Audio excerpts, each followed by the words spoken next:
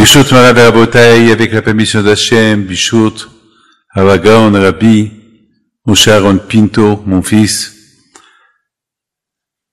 Monsieur Mergui, le président du consistoire de Paris, Monsieur David Cohen, Amar, excusez-moi, du consistoire que je vous protège, Génération, et avec votre permission, vous tous.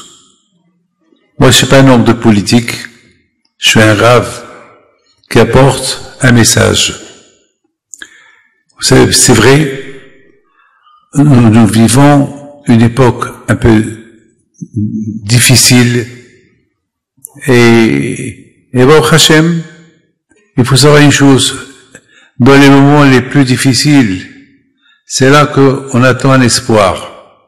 Et grâce à Dieu, Baruch Hashem, le peu que je sais, c'est que depuis que je suis né jusqu'à maintenant, j'ai appris une seule chose de mon père, l'espoir, l'aïmouna, le bitachon hakadosh baruch hu. Ça, c'est quelque chose que personne ne peut me l'enlever. Je vis avec. Depuis que je suis né, de la même façon que je sais que je m'appelle David Pinto, je sais qu'il y a à l'intérieur de moi Hachem. Ça, c'est quelque chose qui fait partie de moi. Ou moi, je fais partie de lui. Ou bien nous faisons partie les uns des autres. Donc, Hachem, il est en moi. Moi, je suis en Hachem. Donc, c'est comme ça que nous avons vécu. Il faut savoir une chose. Qu'aujourd'hui, dans le monde entier, c'est vrai, la question se pose. Où on va aller? On reste? On va en Amérique, on va aux États-Unis, on va au Mexique, en Argentine, on va en Israël, on retourne au Maroc, on va en Tunisie, on reste en Europe. C'est la même question que j'entends même en Israël. Qu'est-ce qu'on va devenir? On reste, on part? Mes amis, il faut savoir une chose. Il ne faut pas vivre dans l'incertitude où je vais. Il faut toujours penser une chose. Qu'est-ce que je suis? Lorsque la personne y sait ce qu'il est, il sera heureux et tranquille. Il faut que je connaisse mon identité. Si je connais mon identité, alors automatiquement, je suis marocain, je suis marocain. Je suis algérien, je suis algérien. Je suis français, je suis français. Tout d'abord, il faut que je comprends à qui j'appartiens. Comme on dit au Pekavot, sache d'où tu viens et où tu vas y aller et devant qui tu vas être debout. C'est des choses que, au lieu de penser, vous savez, tout à l'heure j'étais en train de parler avec mon fils. Aujourd'hui, le monde, il veut devenir riche. Les gens, ils pensent qu'à l'argent. Alors, il y a beaucoup de gens qui ne travaillent pas, ils sont au chômage. Pourquoi? Parce qu'ils veulent gagner 10 000 euros, 20 000 euros, 30 000 euros. Ces gens-là, ils vivent dans l'intelligence artificielle. Attends, il faut être réaliste. Il faut travailler pour arriver à gagner 20 000, 30 000, 40 000 euros. Il faut déjà commencer par un début. Il y a beaucoup de gens qui vivent dans l'artificiel. Vous savez, c'est quoi? Il y a ce qu'on appelle le réel et l'artificiel. Mes amis, même dans le judaïsme, il faut bien savoir, est-ce que tu es réaliste ou tu es artificiel? Est-ce que tu te comportes comme vraiment un réel juif ou bien l'artificiel? Je suis juif, mais je fais ce que je veux. Mes amis, nous avons lu 3 parachiotes, 3 histoires qui sont extraordinaires.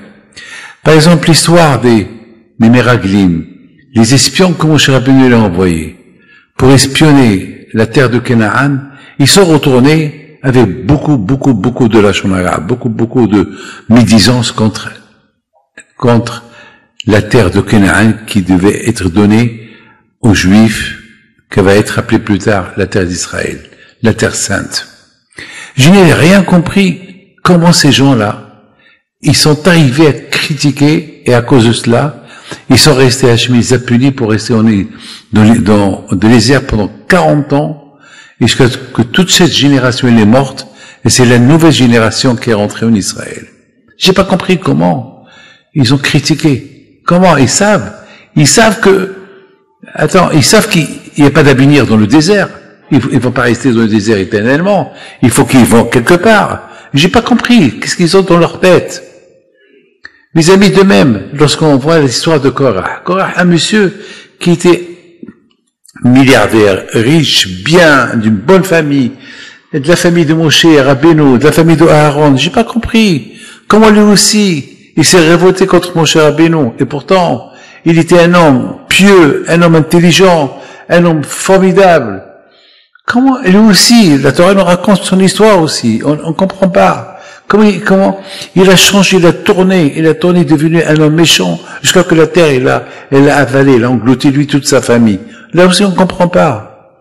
De même façon, cette semaine, on parle de la paracha de Bil'am, ce Bil'am-là, qui était prophète, aussi prophète que Moshe Rabbeinu. On ne comprend pas aussi ce Bil'am, qu'est-ce qui lui arrive? Il était un grand prophète, il a tellement été provisé sur Mashiach. Vous savez, c'est de la folie. Il connaissait Hachem comme qu'il connaissait ses poches. En plus, il savait tous les moments la colère du bon Dieu. Il était un grand prophète. Le bon Dieu, il lui parlait tout le temps. Et quand il voulait parler avec Hachem, il était capable de dire, alors, Hachem, réponds-moi tout de suite. Et Hachem, il répond. Je n'ai pas compris comment lui aussi, il est arrivé à un niveau de vouloir exterminer les Juifs, les insulter. Et il sait que en faisant cela, le monde ne peut pas tenir. Le monde ne peut pas tenir sans Torah. S'il insulte les Juifs, il extermine les Juifs, alors le monde ne va pas tenir sans Torah. J'ai pas compris. Vivre dans la contradiction, comment est-ce possible? Mes amis, il faut savoir une chose. Vivre avec Hachem, c'est une chose. Mais il faut savoir que de plus tu connais Hachem, et de plus que tu es proche d'Hachem, l'erreur elle peut arriver. Il faut faire attention. Je voudrais, mes amis, vous raconter une petite histoire. Une petite histoire. Et lorsque je suis venu d'Israël ce dimanche, je voyage avec mon déodorant, et j'ai un parfum que j'ai entendu une fois que le roi du Maroc, il l'aimait. Alors j'ai acheté ce parfum. Et toujours, ça fait maintenant 30 ans, 35 ans, que j'achète toujours ce parfum. Je vous dirai pas le nom.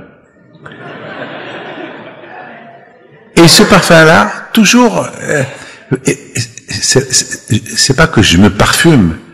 Mes amis, il me rappelle le roi. Et lorsque je pense au roi, je pense au bon Dieu. C'est comme le talit.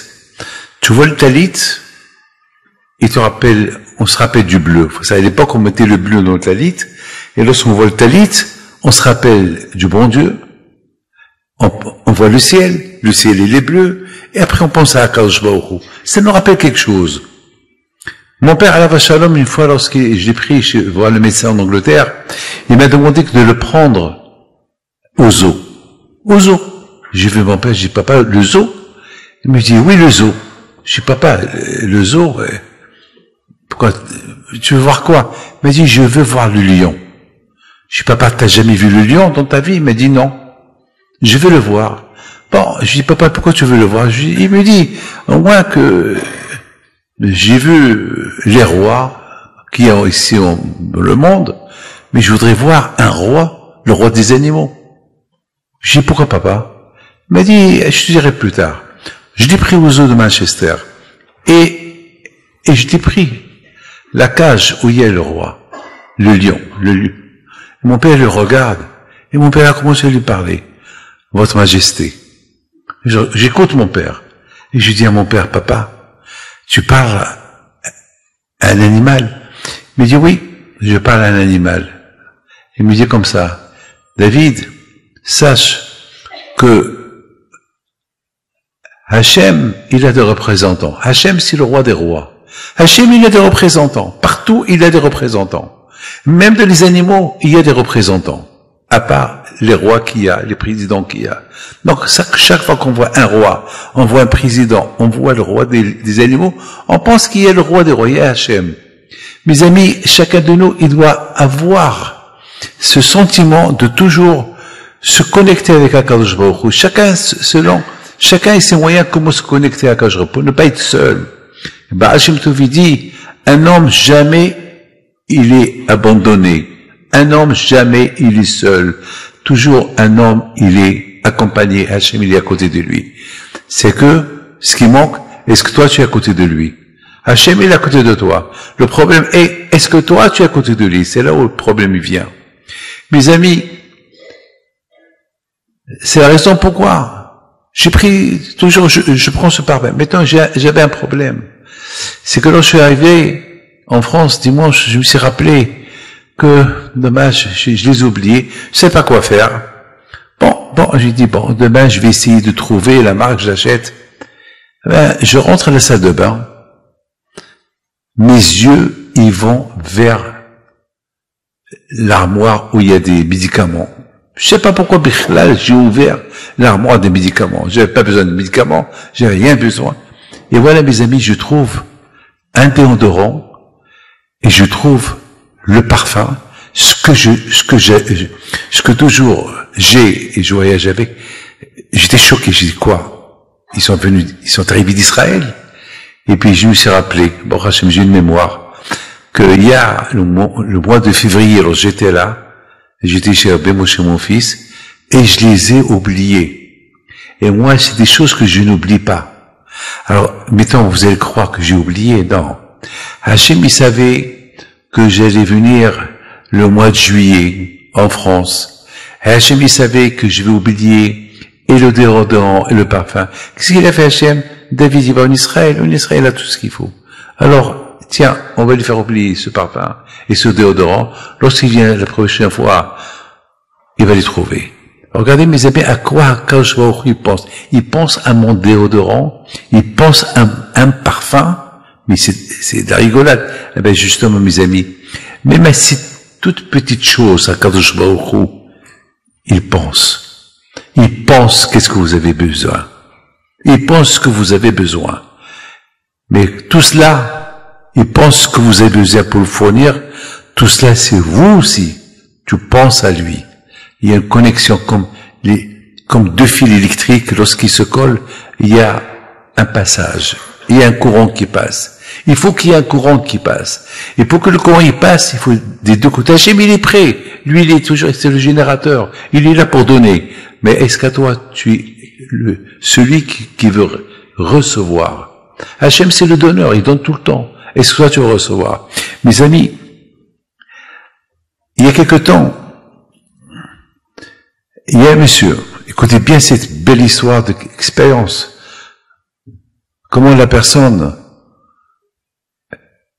il est connecté à Hachem et Hachem, il est connecté à lui. Tout cela, mes amis, c'est pas magique. C'est parce que nous avons ça dans l'ADN. Nous sommes les petits-enfants d'Abraham, Yitzhak et Yaakov. Et eux, ils sont comportés de cette façon. Abraham, Yitzhak et Yaakov, Abraham, le premier, il a découvert Hachem tout seul. Donc, il a enseigné à Yitzhak, Yitzhak à Yaakov, Yaakov à ses enfants. Voilà, nous sommes là aujourd'hui. On est les porteurs de ce que nous avons reçu. Aujourd'hui, on vit dans le présent, mais avec le passé. Et on voit le futur aussi. Donc, ça veut dire que nous, on vit dans le passé, le présent et l'avenir. Mes amis, ce qui s'est passé c'est qu'un jour, il y a un monsieur qui a beaucoup de problèmes et il a demandé à Hachem. Il a dit à Akadosh Baruch Hu, c'est un monsieur qui habite à Alana, je le connais bien. Il a dit à Akadosh Baruch Hu, avec tous les problèmes que j'ai, je tiens à toi, je t'aime, voilà, j'étudie, je prie, je fais, mais Hachem, tu sais que j'ai pas les moyens, et j'ai beaucoup de problèmes, mais donne-moi un signe, Hachem, donne-moi un signe que tu es avec moi. Au moins, si je sais que tu es avec moi, alors je m'en fous du reste. Mais avec tous les problèmes que je suis prêt à les accepter, je vais les assurer, sachant que tu es avec moi. Le problème, c'est que si tu n'es pas avec moi, là, je ne saurais pas comment je vais assurer mon avenir. Au même moment, il reçoit un texto, un message, tac, ça clique, il regarde, il reçoit un message de Kol Haïm. Kol Haïm, c'est la synagogue où il y a mon fils, Rabbi Yoel. Qu'est-ce qui se passe? Qu'est-ce qu'il veut, Rabbi Yoel? Il ouvre, il voit un passage, un message. Sache que Hachem est toujours avec toi. Ne crois pas que tu es seul. Je suis avec toi. Un message. Il a eu peur. Il s'est évanoui, il a dit quoi? Il dit mes pensées. Tout de suite, il appelle. Il lui dit, qu'est-ce que tu veux? Je dis, c'est toi qui m'as envoyé le message? Il lui dit, quel message? Comment quel message? J'étais en train de prier, je priais, je pensais, au même moment tu m'envoies un message. Quel message? Un message que vous avez envoyé sur Kol Haïm. Il dit, appelle toute la communauté, demande si j'ai envoyé un message. Mais moi je vous pose une question. Finalement il a appelé beaucoup de gens, c'est un message qui n'existe pas. Comment il a reçu? Mes amis, c'est pas la peine de savoir comment il l'a reçu, c'est pas la peine qu'on rentre dans les secrets du bon Dieu. Il se peut, c'est quelqu'un qui l'a envoyé à quelqu'un, et ce quelqu'un, je sais pas, il s'est trompé au lieu de... Je veux pas rentrer de... Moi, je suis quelqu'un, un croyant, qui sait une chose, que Hachem, il a des milliards de façons comment aider la personne. Nous, peut-être, on est dans l'impossible de gérer notre propre vie. Peut-être, on peut, mais à un moment donné, hop, on stop, on peut plus continuer. Mais il y a quelqu'un, il s'appelle Hachem, le patron. Lui, il peut. Et les tzadikim, Hachem, il a donné le pouvoir aux tzadikim de continuer, de gérer son monde. Mes amis, aujourd'hui, j'ai reçu une femme. Ça fait 2 jours que je reçois les gens, une femme. Je crois, si je suis venu à Paris que pour écouter cette histoire de cette femme, ça vaut la peine. Monsieur Merrier, il a mentionné, il a parlé de, lorsque j'allais à Sarcelles, à Hosha'an Rabbah, le grand cours que je faisais là-bas, pendant 2-3 heures. Alors, écoutez très bien. Cette femme, elle vient me raconter et me dit que la veille de Hosha'an Rabbah, son mari, il est venu à Sarcelles. Elle habitait au 19e. Son mari est venu à Sarcelles pour écouter le cours de Hosha'an Rabbah et était enceinte. Et au milieu de la nuit, elle avait envie de manger une pomme verte. Sa tête, vous savez, une femme qui est enceinte, elle a des drôles envies, des envies. Et voilà, elle voulait une pomme verte. Et la pauvre, elle n'arrivait pas à dormir.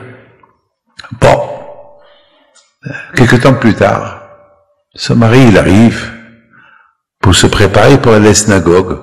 Il est arrivé vers 3 heures du matin, 4 heures du matin.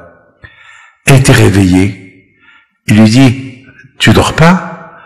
Non, je dors pas, j'arrive pas. Il lui dit, pourquoi j'arrive pas à dormir? Je sais pas, j'ai envie de manger une pomme verte. Il met ses mains dans sa poche. Il lui dit, voilà une pomme verte. Rabbi David était en train de distribuer des pommes. Il n'y avait que des rouges.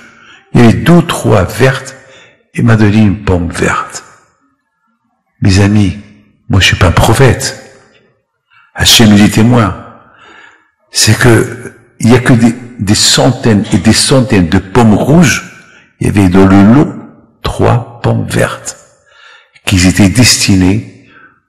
Les 2 autres, je sais pas pour qui, mais celle-là, la 3e, pour cette femme qui habite au 19e, qu'elle est enceinte et qui va avoir envie, Akash Baruch Hu, il a bouleversé le monde que ces 3 pommes vertes, ils seront là-bas. En fait, une seule pour cette femme. Et ce monsieur-là, il prend. Mes amis, vous voyez ici que Akash Baruch Hu, il est présent. Akash Baruch Hu, il est présent. Mes amis, tout à l'heure, je vous ai dit, qu'est-ce qu'il a pris à Bil'am de devenir fou, alors qu'il est prophète, il avait tout. Qu'est-ce qui est arrivé à Korah, qui est devenu aussi fou que on pouvait imaginer, de faire la guerre à Moshe Rabbeinu. Et sans Moshe Rabbeinu, il n'y a plus de Torah. Mais t'es fou, Korah. Qu'est-ce qu'il a pris aux Meraglim, les espions qui sont partis espionner Israël, ils sont retournés avec du Lachon Hara, la médisance. Mais vous êtes devenu fou, vous voulez rester dans le désert, il n'y a rien à faire dans le désert. Attends, qu'est-ce qui se passe? Mes amis, l'erreur. Vous savez, n'oubliez pas une chose.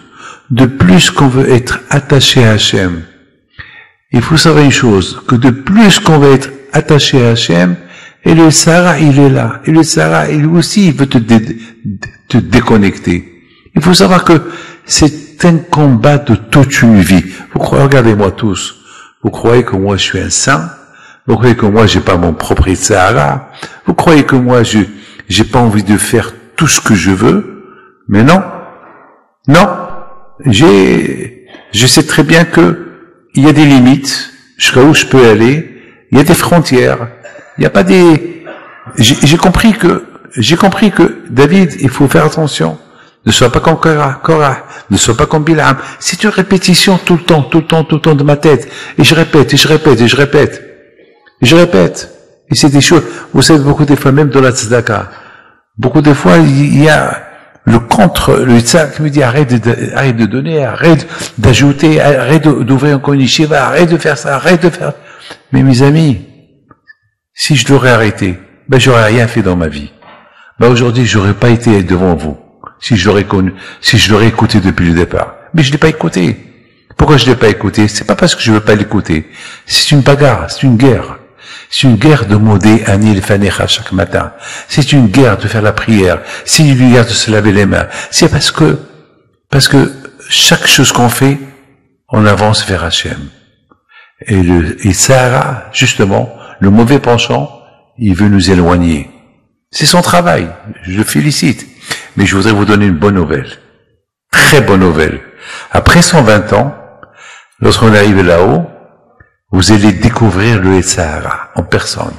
Il va venir chez vous. Vous savez ce qu'il va vous dire?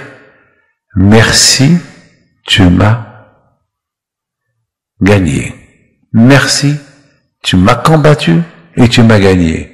Il va avouer lui-même, il va avouer son échec.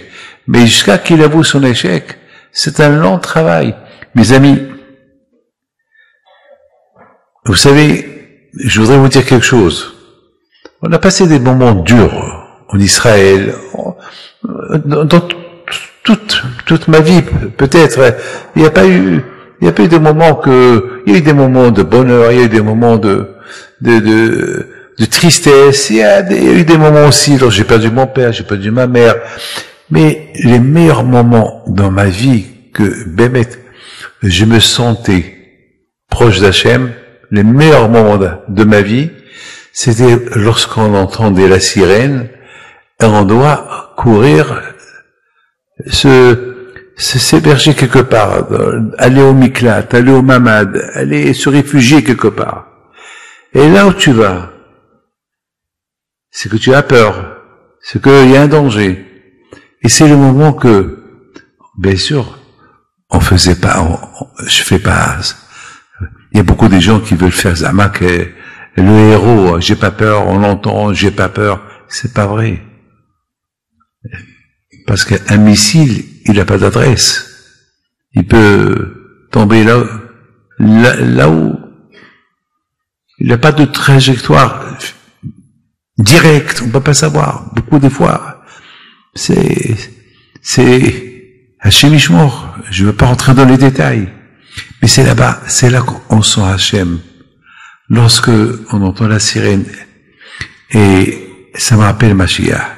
Ça m'appelle le chauffard de Mashiach. Je dis peut-être, dans cette sirène, on va entendre le chauffard de Mashiach. Peut-être, ben, je vous donne parole d'honneur. Peut-être. Et beaucoup de fois, lorsque j'ai entendu une sirène, je faisais beaucoup attention. Est-ce qu'il n'y a pas le chauffard dans la sirène? C'est bête ce que je vous dis, mais c'est ça la Emouna. Alors il y a quelqu'un, une fois j'ai raconté ça à quelqu'un, il me dit, mais Rabbi David, tellement de fois on nous a dit que Mashiach il va venir, tellement de fois on nous a dit, et pendant la Shoah, Mashiach va venir, et pendant la guerre du Golfe, Mashiach il va venir, tout le temps on nous dit, voilà, il vient pas. Je dis, écoute-moi, il y a des étapes. Vous savez, tous les tzadikim, même mon père, Baba Saleh Alav Shalom, Beaucoup de tzadikim. Baba Saleh, il avait dit que je ne vais pas quitter ce monde jusqu'à que je vois Mashiach. Le Rabbi de Lubavitch aussi, il croyait, il se disait qu'il va voir Mashiach. Il y a beaucoup de tzadikim qui ont dit on va voir Mashiach. Mon père toujours, il vivait avec l'idée, alors quoi, ils ont commis une erreur, quoi. Je vous donne la parole d'honneur, j'ai 75 ans, ce soir. Et jamais, j'oublierai, écoutez bien, combien de fois j'ai demandé à mon père, papa, tu penses que tu vas voir Mashiach? Il me disait, bien sûr, avec une conviction,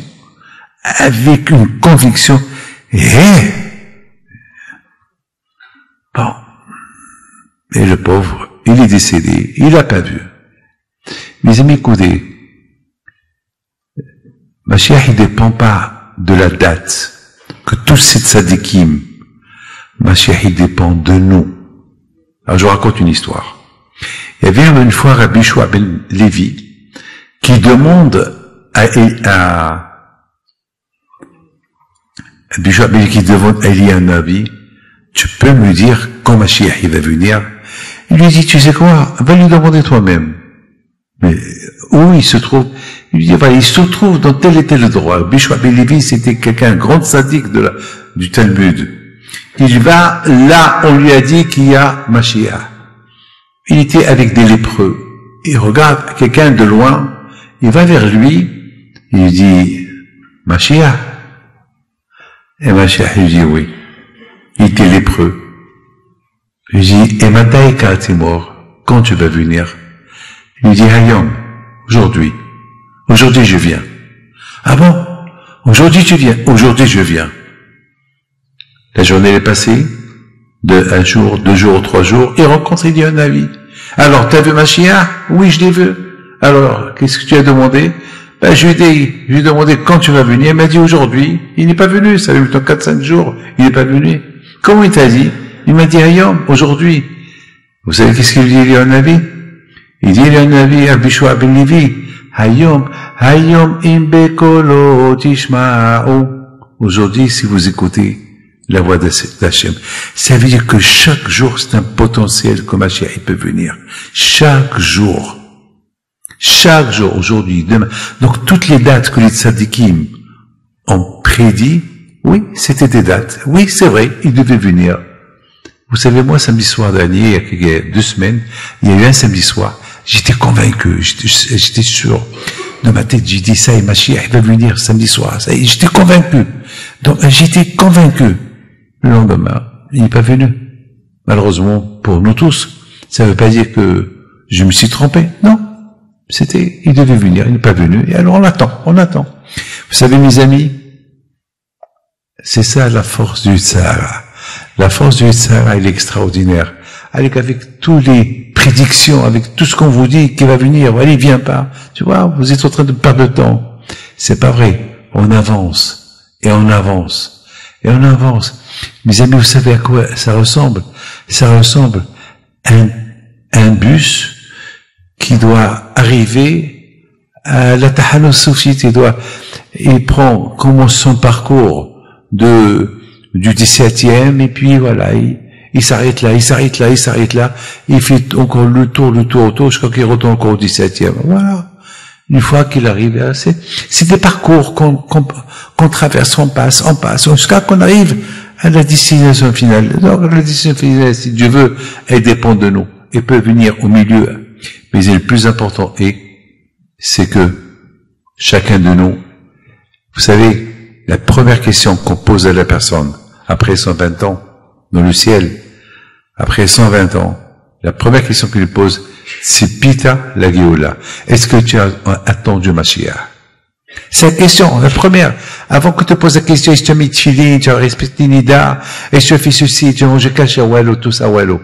Est-ce que tu as attendu Mashiach? Pourquoi? Parce que l'espoir, Mashiach, c'est l'espoir. Heureusement qu'on a cet espoir. On sait qu'on n'est pas perdu, on sait avec tout ce qu'on a traversé, et la Shoah, et encore la Shoah, et le 7 octobre, etc. Et encore on a cet espoir. On vit avec l'espoir. Il y a, si Dieu veut, ça va arriver. Vous savez, il n'y a pas mieux que l'espoir. Lorsqu'on a l'espoir, c'est le bitahon, kavé, on dit dans la prière, kavé el Hashem, kavé, l'espoir. Allez, j'attends, et j'attends. C'est la première question qu'on pose. Parce que beaucoup des fois, on croit qu'il va venir, et à la fin il vient pas, et alors il vient pas, alors on se décourage, ça y est, ouais, il va pas venir, ça y est. On nous l'a dit il y a 40 ans, on nous l'a dit il y a 30 ans, on nous l'a dit il y a 20 ans, on nous l'a dit il y a 70 ans, et on nous l'a dit l'année dernière, on nous l'a dit il y a 2 ans, on nous l'a dit avant-hier, alors il n'est pas venu. Alors qu'est-ce qui se passe? Et lorsqu'on se décourage de Mashiach, on se décourage de toute la Torah. Je répète, lorsqu'on se décourage de quelque chose qu'elle va apporter la Géoula, alors, après, tout ce qu'on va faire, et le Shabbat, on va tout faire froid, avec un froid, jusqu'à qu'on se déconnecte complètement. Mes amis, il faut savoir une chose. Il faut savoir une chose. Personne n'est parfait. Et personne ne peut arriver à la perfection. Mettez ça bien dans la tête. La perfection, elle n'existe pas. On dit, ils disent, Atami be'atzmach ad yom motar. Ne crois pas en toi jusqu'à le jour de ta mort. Tant que tu es vivant, tu peux tomber. Tu peux tomber. On a vu les tzadikim. On a vu le maître de Rabbi Balanes, un grand tzadik, elle a failli tomber. On a vu beaucoup de gens qui sont tombés. Alors, c'est un travail de toute une vie. Parce que celui qui pense qu'il est arrivé à la perfection, c'est le début de sa chute. C'est le début de sa chute. La perfection n'existe pas. Tu travailles pour être parfait, tu travailles pour, tout le temps, tu travailles pour être parfait, et tu continues jusqu'à la fin de tes jours, voilà. Il n'y a pas de perfection. Et celui, mes amis, qui pense qu'il est parfait, il tombe. Et c'est ça, mes amis, le problème de Korah. Il a pensé qu'il est parfait, tellement qu'il a pensé qu'il est parfait, il a pensé qu'il est même, pourquoi je vais être moins que mon cher Rabbeinu? La perfection, elle peut rendre la personne fou. Comme Bil'am. Vous vous rendez compte, Bil'am, il discute avec le bon Dieu, il a des arguments avec le bon Dieu, mais à boule. Mais il est fou. Et le bon Dieu, il prend son temps, il continue avec lui. Il va vers sa chute, mais il est fou. C'est parce qu'il se croyait, moi je suis mieux que mon cher Rabbeinu. Il se croyait plus parfait que mon cher Rabbeinu. Al-Hamar. T'as oublié que mon cher Rabbeinu était un homme humble. Toi, tu es un orgueilleux, gaftan. Tu veux te comparer à mon cher Rabbeinu. Mes amis, je voudrais vous dire, il y a Ba'alatania, Alav Shalom, il explique quelque chose de magnifique. Il dit, Mashiach, il ne peut pas venir jusqu'à que la génération ait, ça c'est la Gemara qui dit ça, jusqu'à qu'une génération ait les tzaddik, ou une génération qui sont des Shaïm. Il vient Ba'alatania, il pose une question. C'est pas possible. On ne peut pas trouver une génération de tzaddikim, on ne peut pas trouver une génération des Shaïm. Il y a toujours des tzaddikim et des Shaïm. Alors c'est pas possible. Mashiach, il ne peut pas venir jusqu'à que tout le monde est rachat, tout le monde est méchant, ou tout le monde est gentil. C'est impossible. Alors il vient avec une idée extraordinaire. Il dit, c'est vrai, on peut pas être rachat, tout le monde entier ne peut pas être rachat, le monde entier ne peut pas être sadique, mais ça parle en individuel. Chacun de nous, ou soit sadique, ou rachat, ne vit pas un pied en haut et un pied en bas. Ne sois pas vive en contradiction avec toi-même. Ou soit tzaddik, ou soit rachat. C'est pas la peine de mettre des tefilines, et après tu vois des films sales.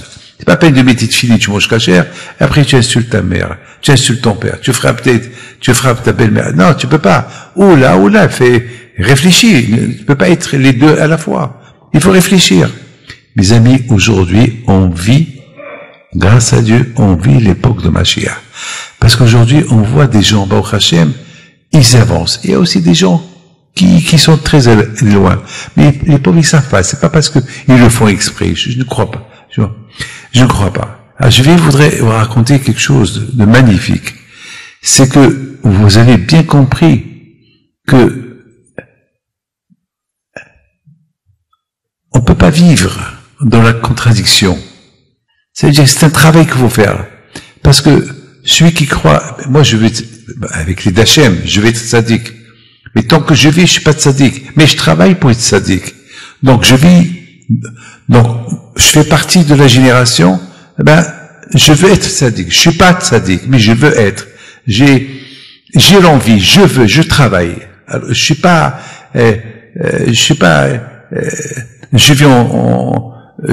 trompe le bon Dieu. Celui qui trompe le bon Dieu, il se trompe lui-même, ma boule. Il faut être réaliste avec toi-même. Vous savez, vous êtes devant un miroir. Vous voyez votre visage. Vous ne voyez pas le visage de quelqu'un d'autre. C'est vous. Beaucoup de fois, on se regarde dans le miroir. Et beaucoup de fois, qu'est-ce qui se passe? Il y a beaucoup de gens. Peut-être moi aussi, je suis parmi ces gens. Mais il y a longtemps, pas plus maintenant. On se regarde, on s'arrange. Et on voit si on est beau. Et on voit si les cheveux sont bien. Et on se regarde. Et finalement, on fait un sourire. Je suis parfait, je suis bien. Mais, au fait, réfléchis un peu. T'as vu que l'extérieur, t'as pas vu l'intérieur. L'intérieur, c'est pourri. Vous savez c'est quoi l'intérieur du corps? C'est pourri. Pourri. Ça sent mauvais. Voilà, tu t'es parfumé en extérieur, mais à quoi ça sert? L'intérieur, il est sale, il est pourri. Mes amis, c'est ça l'idée, Bémet, je vois parole d'honneur, c'est ça l'idée que je vis beaucoup de fois avec David. Tu peux être mais sache, tu n'es pas parfait. Mais tu travailles pour être parfait. C'est comme qui dit à Tania. Être parmi ceux qui vivent pour être sadique, pour permettre à Mashiach de venir. Aujourd'hui, mes amis vont raconter une très belle histoire. Cette histoire que je vais vous raconter, elle est dure à croire. Très très dure. Vous savez, je vis des histoires dures. Je vis des histoires très très dures. Mais le contraire, avec ces histoires que je vis, c'est ça qui me donne encore plus de Emouna, et c'est ça qui me donne encore plus être proche d'Hachem. Il y a une femme qui habite à Natania. Cette femme-là, écoutez bien cette belle histoire, elle est spectaculaire. Deux choses j'ai appris à Natania. Cette femme-là, elle est en conversion. Je l'ai appris parce que lorsqu'elle m'a dit son nom, elle avait un nom qui n'est pas juif. Alors j'ai dit peut-être c'est le nom qui n'est pas juif. J'ai demandé le nom de sa mère, son père. Alors finalement, j'ai dit, Madame, vous êtes juif? Elle me dit non, je suis en conversion. Je lui dis en conversion. Et pourquoi? Parce que j'ai cherché, et j'ai trouvé que le judaïsme, il est parfait pour moi. Alors je lui dis, Madame, mais tu sais que c'est dur d'être juif. Et en plus, tu peux pas vivre dans la contradiction, il faut pas vivre hypocritement. Il faut être juif, c'est pas aller mentir au consistoire à la rabbanoute pour être juif. Dis-moi, tu as quelqu'un? Il me dit non, j'ai personne. Et chaque fois qu'on m'approche, je leur dis, je suis en conversion et je ne veux pas connaître personne. Alors là, j'ai vu, c'est une femme que Bémet, elle veut se convertir pour le judaïsme. Je dis, Madame, vous pouvez m'expliquer qu'est-ce que vous avez trouvé de beau dans le judaïsme? En plus, c'est dur d'être juif. Vous savez ce qu'elle me dit? Elle m'a répondu, c'est encore plus dur de ne pas avoir un Dieu. Elle m'a donné une gifle. C'est une gifle que j'ai reçue. Je lui dis, David, toi, t'es juif, ton grand-père, ton arrière-grand-père. Et est-ce que tu as découvert Dieu? Est-ce qu'un jour tu t'es dit, c'est dur de vivre sans Dieu? Regarde, celle-là, elle n'est pas encore juive. Elle a découvert qu'elle ne peut pas vivre sans Dieu. Mes amis, beaucoup des fois, Hachem nous envoie des êtres humains pour qu'ils nous réveillent. Comme qu'il nous a envoyé trop, il nous a envoyé comment ça s'appelle, Ruth. Et beaucoup de fois, mes amis, on nous envoie un Baal Tshuva. Un Baal Tshuva. Écoutez bien, cette semaine, j'ai lu sur quelqu'un, un grand tzaddik, qu'à l'époque, il a fait un grand teshuvah. Il s'appelle Rav Ori Zohar, très connu. Il a fait une grande teshuvah. Une fois, il était dans sa voiture, il s'arrête devant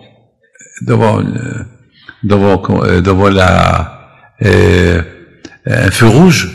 Il y a un monsieur qui arrive, il l'a reconnu. Il lui dit, hey, Ori Zohar. Il lui dit, oui.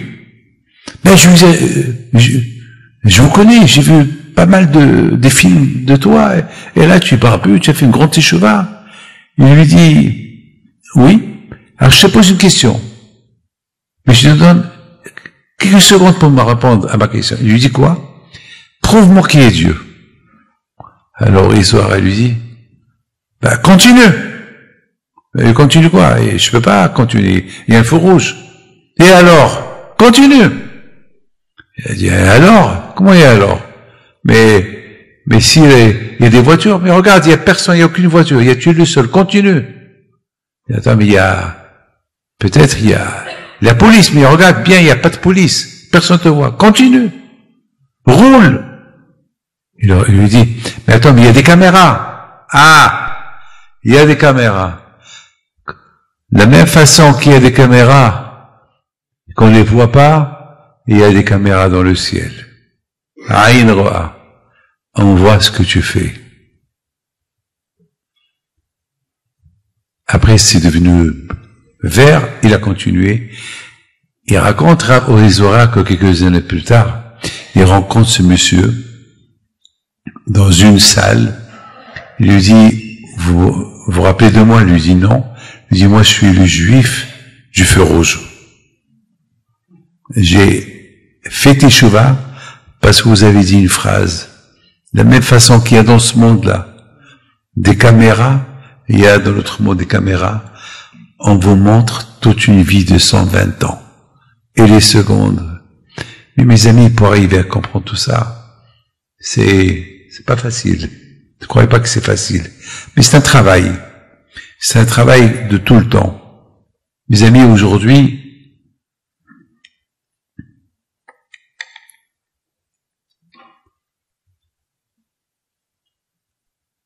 on a un grand problème. Bon, Hachem, grâce à Dieu, il y a des gens, bon, Hachem, qui sont heureux, qui sont contents. Mais c'est qui l'être qui est heureux et content? Qui? Avec tous les problèmes, avec tout ce qu'on entend. Vous savez, ce cours de Torah, là, je le fais à la mémoire d'une petite, qu'elle a 9 ans. Hein? 17 ans. 17 ans. Une jeune fille de 17 ans.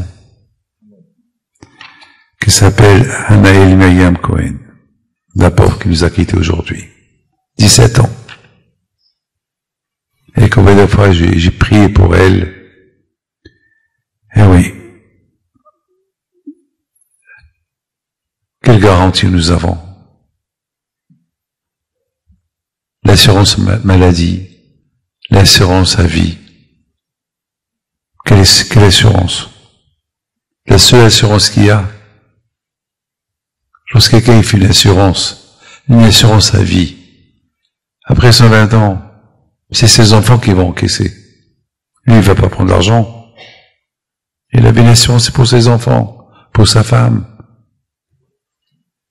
Alors, lui, le pauvre, quelle assurance il a pris? Alors, il a vécu, il a payé pour les autres, et lui, ah ben, l'assurance vie, c'est la Torah. C'est le Shabbat. C'est les mitzvot qu'on fait. Vous savez, mes amis, il y a une femme qui est venue chez moi. Beaucoup de fois, j'ai un argument.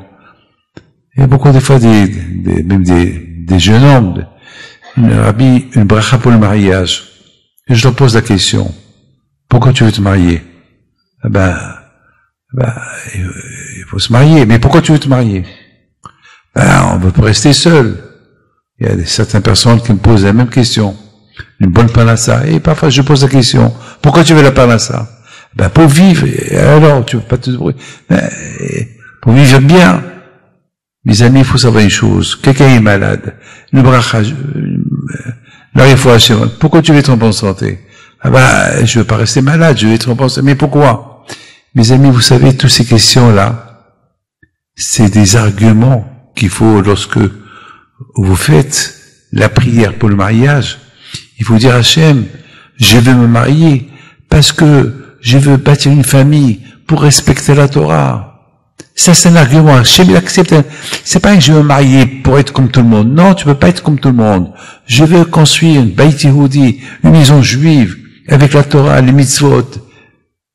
Tu veux la parnassa. Pourquoi tu veux la parnassa? Ben, pour payer l'école juive, pour acheter la cache-route, pour aider le consistoire, pour aider ceux qui ont besoin. Ben oui.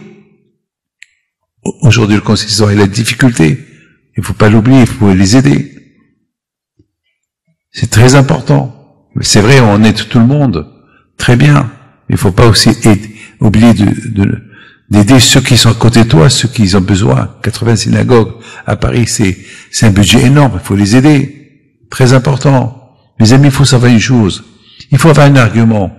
Je veux une parnassa pour faire la mitzvot, pour vivre. Je veux me marier. Oui, pour me marier, pour avoir une famille, et pour bâtir une maison juive, il faut donner un argument au bon Dieu. Je vais être pas en santé pour se lever le matin, mes petites filles, je vais pas rester à l'hôpital. Il faut donner un argument. Hachem, il est content lorsqu'on lui demande des faveurs et on donne des raisons à ces. Je vous raconte quelque chose de magnifique. Je vous donne la parole d'honneur. Il y a quelque temps, j'avais besoin. On m'a dit que mon frère Abiléo, il m'a dit à Rabbi David, comment ça s'appelle, la clim, la clim de la grande synagogue à Ashdod, l'une clim, elle est cassée, ça coûtait presque $150,000. Chaque, c'est presque 6 000 mètres de clim, c'est énorme, c'est un budget énorme. Et puis, il m'annonce la nouvelle. J'ai dit, oh là là, tu me dis ça vendredi, que tu m'as gâché mon Shabbat. Et finalement, à un moment donné, j'ai dit, David, allez, oublie ces Shabbats. Il faut maintenant faire ton Shabbat.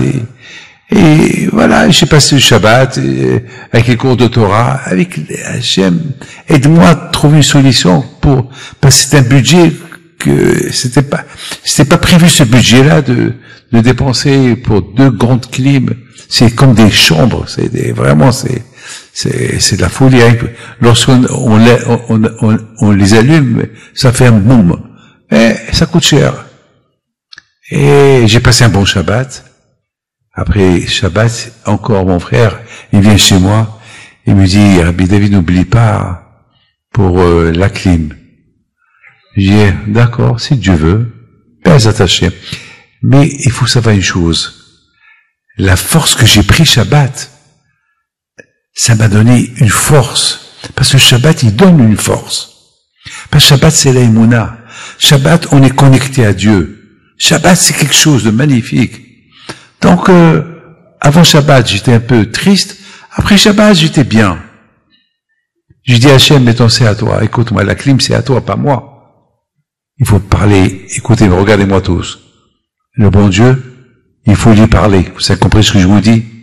Il faut lui parler. C'est comme quelqu'un qui a besoin d'un psychologue, une thérapie. On parle, en fait. On nous fait parler beaucoup des fois des gens. Je vous donne la parole d'honneur. Moi, je suis David Pinto. Mais parfois, je fais le psychiatre. Parfois, je fais et comme un psychologue, je pose des questions. Et voilà, et ça réussit. Après, je donne un coup sur la table. Et l'autre, il sursaute, et voilà, il sursaute, et en même temps, il se débarrasse de son problème. Et c'est comme ça. Alors, il y a beaucoup de gens qui disent, Rabbi David, vous n'avez pas tapé sur la table. Parfois, je donne une gifle, et comme ça. Ça dépend. Mes amis, après Shabbat, j'étais bien tranquille. J'ai dit, si Dieu veut, Dieu est grand. Il y a quelqu'un qui m'appelle dimanche. Sa femme, elle devait passer des examens graves. Et me dit, voilà, une bracha. Je dis, j'ai fait la bracha. Mais il me dit, je suis pas convaincu de votre bracha. J'ai vu une bracha, et si Dieu veut, que j'aime ma femme, et je peux pas me voir, la voir malade, et que Dieu préserve, si elle est malade, je vais être malade, et je vous donne ce que vous voulez. Alors, je dis, par exemple, Ouais, ben ouais, il te donne tout. Là, je lui dis par exemple, ben, ce que vous voulez. Je dis d'accord, mais par exemple, quoi? Ce que je veux, quoi? Il me dit, ce que vous voulez. Je lui dis, tu sais que je connais pas tes moyens. Je sais pas quoi. Il me dit, ce que vous voulez. Et je vous donne un chèque blanc. Je dis, ouais, je connais ces histoires-là. Chèque blanc, après il devient noir. Je connais, j'ai l'habitude de toutes ces promesses. Non, je lui dis, quoi par exemple? Qu'est-ce que tu peux faire pour moi? Ben, je sais pas, qu'est-ce que vous avez besoin? Je dis, ben, vous savez, on a un problème avec les clims. Alors, c'est quoi? Ben voilà, il y a la grande synagogue, et j'ai expliqué un plus ou moins. Il me dit, ah, c'est des, finalement, je lui dis, voilà, si vous pouvez. Il dit, non, je peux, c'est mes moyens. Vous êtes sûr? Mais je vais vous dire, Rabbi David, c'est mon moyen, et rien que je veux une bracha. Ah ben, je lui dis avec d'accord, je lui dis, on se rappelle demain. Vous savez, j'ai prié, je dis à Hachem, j'ai quelqu'un qui peut payer mes clims. Et toi, rien que fais une inscription de refoua chez les masses, c'est tout. Toi, Hachem, qu'est-ce que tu perds? Tu es le patron, c'est toi. C'est toi qui l'as envoyé la maladie, c'est toi qui vas le prendre, qu'est-ce que tu perds? Bon, je sais pas qu'est-ce qu'il m'a pris. Je l'appelle, je dis, ben, si Dieu veut, ben, Zat Hachem, voilà. Entre-temps, j'ai appelé mon frère, la marque, papa, combien ça va coûter? Je lui ai donné toutes les instructions. La même semaine, Baruch Hashem, les analyses étaient bonnes, et tout était bien, et il m'a acheté les 2 clims. Pourquoi je vous raconte? C'est pas, je me vante pas, je vous dis qu'avec Hachem, ça marche comme ça. Il faut lui parler. C'est pareil, il faut profiter de lui. Vous me comprenez? Ouais, c'est un homme de 75 ans qui vous parle. Hachem, il faut profiter. Il peut vous donner ce que vous voulez. Il veut que vous lui demandiez. C'est tout ce qu'il veut. Il veut qu'on soit toujours parmi ceux qui demandent, qui demandent. Mais il faut savoir une chose. C'est pas une fois que vous avez tout, vous mettez Hachem de côté. Il faut pas en profiter comme ça avec Hachem. Non. Hachem, il n'est pas content. Hachem, il veut qu'on soit toujours collé à lui. Le problème de Korah, et le problème de Bil'am, et le problème des Miraglim, qu'ils étaient super, ils sont devenus, c'est parce que, à un moment donné, ils ont cru qu'ils ont tout. Ils sont arrivés à avoir tout. Donc, ils n'ont pas besoin de Moshe Rabbeinu. Et au moment que tu commences à imaginer que tu as tout, l'Aïstar, c'est là que tu commences à tomber. Il faut toujours penser qu'il te manque. Tu n'es pas arrivé à la perfection. C'est un travail de chaque jour, c'est un travail. Mes amis, je voudrais terminer avec une petite histoire.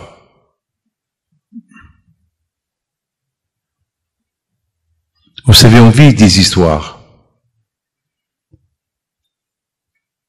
Et tout le temps, on vit avec Hachem.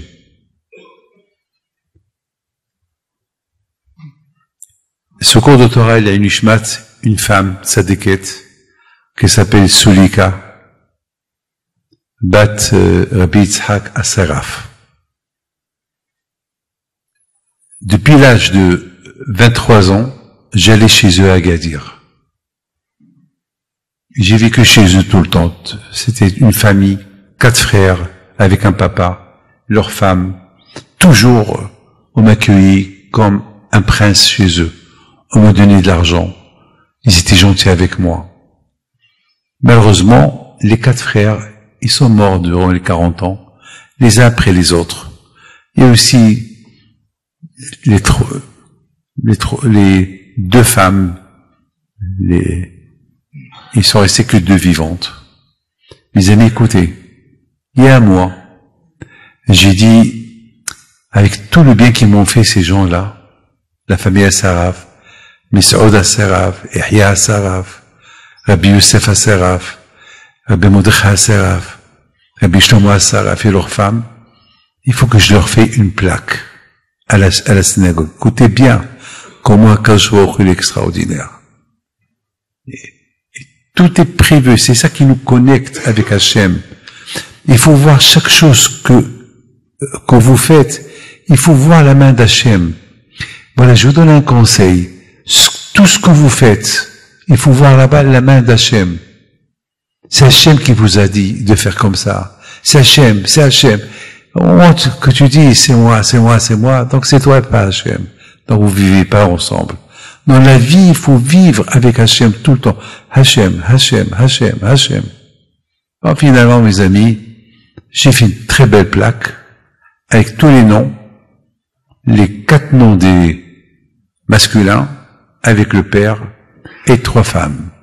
Bon. J'ai lu le texte, il est parfait. Je vous en prie, écoutez bien cette histoire et j'arrête. Je vois le texte, je donne arabe Moussabi, ça va, c'est, ouais. J'envoie aux enfants, à David, d'aider à Saraf, voilà les noms, ils regardent, c'est parfait. Alors, c'est parfait, tout le monde est, les noms, il y a 5 noms des hommes, 3 noms des femmes. Bon, il y avait 2 femmes encore qui sont vivantes. L'histoire se termine. Vendredi dernier, j'arrive à la yeshiva et j'y demande à un de la famille à Saraf.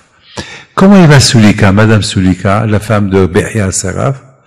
Il me dit, ça va, elle va bien, elle a 92 ans, elle va bien, elle est à Agadir. C'est tout. Je lui dis, t'as vu la plaque que je fais à la mémoire de tes oncles et ton père, etc. Il me dit, oui, j'ai vu. C'est tout.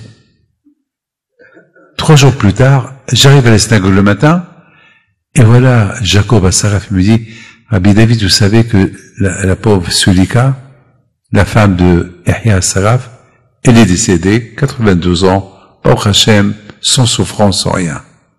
Ah, la pauvre. Ah, la pauvre. Bon. Il dit, Rabbi David, je comprends pas une chose. Je lui dis quoi? Il me dit, dans la plaque, on a remarqué vous avez écrit 2 fois Yahya Assaraf. Avec la date. C'est étonnant, c'est pas possible. On a vu la plaque 4-5 fois et 4 personnes l'ont vu, c'est pas possible. Je vois 2 fois, le nom Yahya Assaraf, décédé le 20 Tevet, je sais pas. C'est étonnant, mais comment c'est venu 2 fois? Le mystère. Alors quoi? Quelqu'un est venu, il a ajouté son nom. Ben, mes amis, on ne sait pas. Il y avait l'erreur. Mais le bon Dieu, on n'a pas vu. C'est ça la force du bon Dieu. Avec les yeux qu'on a, si Hachem veut qu'on voit, on voit. Si Hachem veut qu'on voit pas, on voit pas. C'est tout. Ça vous arrive que beaucoup de fois vous marchez en face, il y a quelqu'un en face de vous, et vous le regardez, et sans le voir. Et après, c'est lui qui vient chez vous, et ça va, vous allez bien, vous faites la tête. Non, pardon, je t'ai pas vu. Mes amis, c'est ça la Emouna. Maintenant, moi, je ne veux pas rentrer dans les détails. Comment ce nom, Rabbi Yahya Assaraf 2 fois, alors. 4 personnes, ils ont vu, et 4 personnes n'ont rien vu. Comment? Mais le message, il est clair. On dit Ishto Kegofo. Quelqu'un qui aime sa femme, elle devient comme son corps. Hachem, il a fait qu'une semaine avant que Soulika, elle décède, elle quitte ce monde, Hachem, il a fait qu'il y a eu 2 fois, on a écrit Yahya Assaraf, 2 fois. Un pour Yahya Assaraf, et l'autre pour la femme qui va mourir quelques jours plus tard, sa femme. Alors maintenant, j'ai un problème, et j'efface ce Yahya Assaraf, qu'il est en double, ou je le laisse. C'est la question que j'ai. Je ne sais pas, j'ai pas encore pris la décision. Je sais que je vais ajouter le nom de sa femme, mais est-ce que j'enlève ce nom ou je ne l'enlève pas? Et de l'autre côté, je me suis dit, non, il ne faut pas l'enlever, il faut le laisser. Pourquoi? Parce que ça nous montre combien nous, On croit qu'on voit, on voit pas. C'est ça l'erreur de Bil'am. Il croit qu'il voit, mais il est nul. Il voit rien du tout. C'est ça l'erreur de Korah. Il croit qu'il voit tout. Finalement, il voit rien du tout. Finalement, tant qu'on est vivant, il faut, pour voir ce que le bon Dieu, il veut qu'on voit, il faut qu'on mérite déjà. Et si on mérite, on mérite. Mes amis, avec les deux HaKadosh Baruch Hu,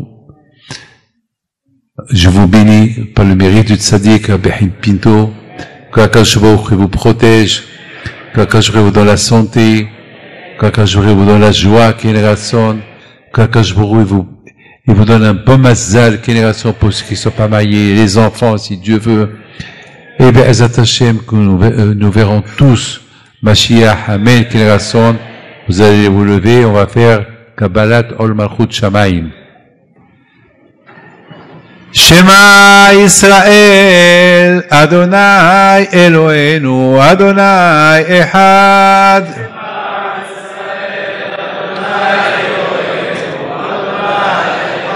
Adonai Melech, Adonai Malach, Adonai Yimloch Le'olam Va'ed.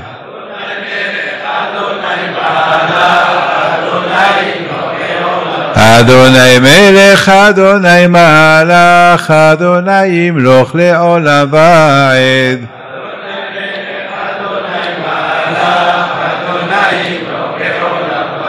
Ana Adonai Yoshi'ana, Ana Adonai Yoshi'ana.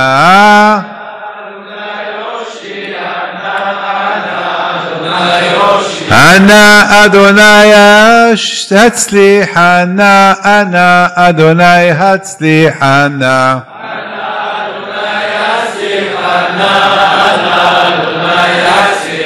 Rabotai Bémet, on dit que lorsque quelqu'un atteint l'âge, c'est le jour de son anniversaire, sa bracha, elle fait l'effet.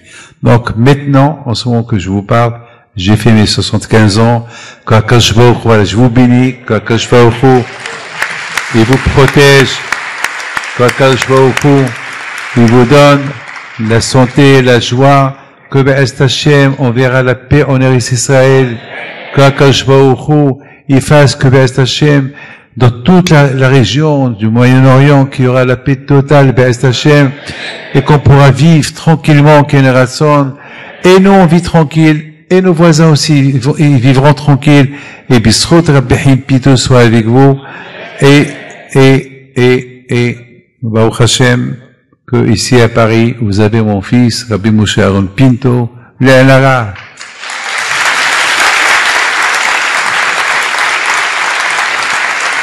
Je n'ai pas quitté la France, car que j'ai laissé un fils digne du nom qu'il porte, le nom de mon père, Alav Shalom, et Baruch Hashem, Bistrut, Rabbi Pinto, soit avec lui, avec sa famille, et que beaucoup de fois, il me demande, papa, qu'est-ce que je fais ici, je m'en vais, je dis, non, mon fils, tu es le capitaine toujours, il reste le dernier, voilà.